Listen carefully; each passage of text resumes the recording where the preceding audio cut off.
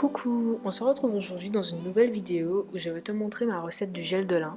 Donc j'espère que ça te plaira et je te laisse avec la suite de la vidéo. Bisous! Pour commencer, tu auras besoin de graines de lin brun, d'huile essentielle d'arbre à thé, de Cosgar, c'est un conservateur, d'huile d'amla. J'ai choisi cette huile pour ses propriétés nourrissantes, mais tu prends celle qui te convient, et d'un contenant vide.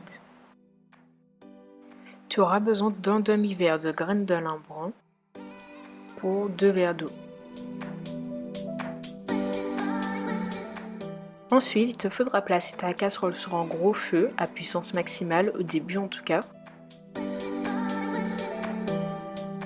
Et il te faudra aussi une spatule que tu vas utiliser pour éviter que les graines ne collent au fond de la casserole. À partir de là, tu remues pour éviter que les graines ne collent et tu attends que le mélange commence à bouillir. Du coup, comme tu peux le voir, ça commence à bouillir et il y a une sorte de mousse qui se forme à la surface. C'est tout simplement le gel qui commence à prendre. Donc là, je vérifie la consistance du gel, c'est encore trop liquide. Donc je vais simplement baisser le feu et laisser chauffer encore un petit moment.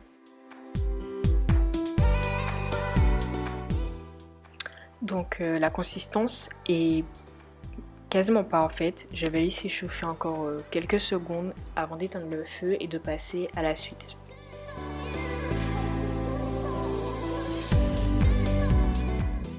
À partir de maintenant, c'est la partie un peu délicate. Il va falloir que je filtre ma préparation. Comme les graines sont assez fines, il va me falloir une passoire avec des mailles très fines pour éviter que les graines ne passent.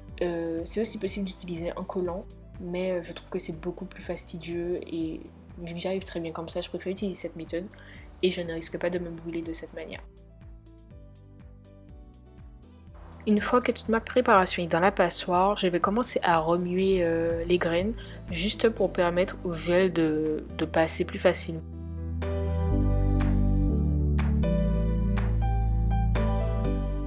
Donc là, je racle juste la passoire sur le bord du bol pour récupérer le gel qui est resté collé. Le gel de lin, c'est quelque chose avec une texture assez particulière qui est semblable à de la morve un peu. Donc c'est pour ça que je vais beaucoup la battre avec une fourchette pour essayer de casser cette texture. Je rajoute une cuillère à soupe d'huile d'amla.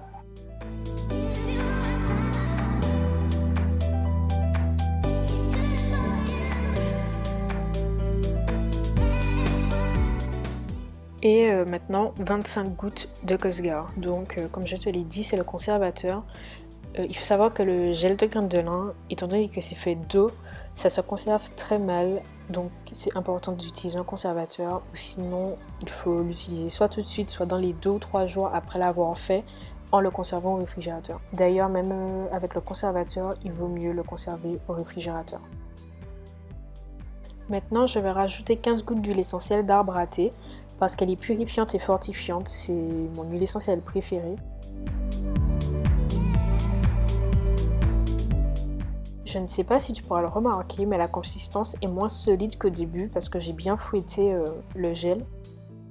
Du coup, maintenant, je vais me contenter de transvaser ma préparation dans une bouteille vide. Donc là, c'est un contenant de 250 ml. Il faut savoir que la recette que je t'ai donnée, c'est pour 100 ml de gel, mais je n'avais juste plus de bouteille de 100 ml vide.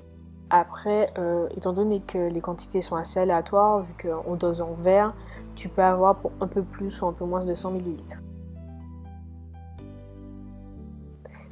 J'utilise juste un petit entonnoir pour réaliser cette étape, comme ça j'ai moins de risques de perdre du gel.